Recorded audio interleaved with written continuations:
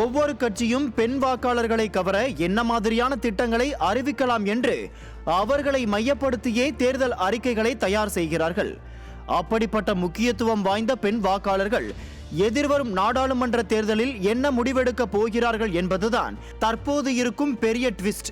2021ஆம் ஆண்டு பெண்களின் வாக்குகளை கவர்வதற்காகத்தான் மகளிர் உரிமை தொகை, இலவச பயணச்சீட்டு திட்டம் என்று ஏகத்துக்கும் அடித்துவிட்டு ஏமாற்றி வெற்றி பெற்றது திமுக. ஆனால் ஆட்சிக்கு வந்த பிறகுதான் திமுகவின் உண்மை முகம் விளங்குகிறது தமிழ்நாட்டு பெண்களுக்கு. ஓசி டிக்கெட், நீ எஸ்சி தானமா என்று ஏகத்துக்கும் பேசுவது, மனு கொடுக்க வரும் பெண்களின் தலையில் தட்டுவது முதல் பெண் காவலரின் கையை முறுக்குவது, பெண் காவலரின் இடுப்பை கிள்ளுவது என்று வகை தொகை இல்லாமல் பெண்களிடம் பஞ்சாயத்து பண்ணி வைத்திருக்கிறது விடியா திமுக.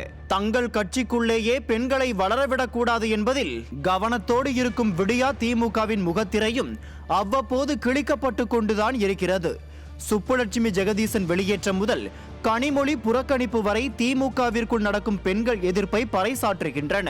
1000 ரூபாய் மகளிர் உரிமை தொகை கொடுத்து மகளிர் ஓட்டுகளை எப்படியாவது வாங்கிவிடலாம் என்று தப்பு கணக்கு போட்டுக் கொண்டிருக்கும் திமுகவிற்கு அதுவே பேக் ஃபயர் ஆக போகிறது. ஆம், ஒரே தெருவில் சொந்த வீடு வைத்திருக்கும் அதிக வருமானம் வாங்கும் பெண்களுக்கெல்லாம் 1000 ரூபாயை கொடுத்துவிட்டு உண்மையாலுமே தகுதி வாய்ந்த பல பெண்களுக்கு கொடுக்காமல் ஏமாற்றியது முதல் ரேஷன் கடையில் கொடுக்கும் பொங்கல் பரிசு தொகை நிறுத்தியது வரை பெண்களிடம் வம்பு வளர்த்து வைத்திருக்கிறது திமுக. தமிழகத்தில் மொத்தமுள்ள 39 நாடாளுமன்ற தொகுதிகளில் 37 தொகுதிகளில் ஆண் வாக்காளர்களை விட பெண் வாக்காளர்கள் தான் அதிகம்.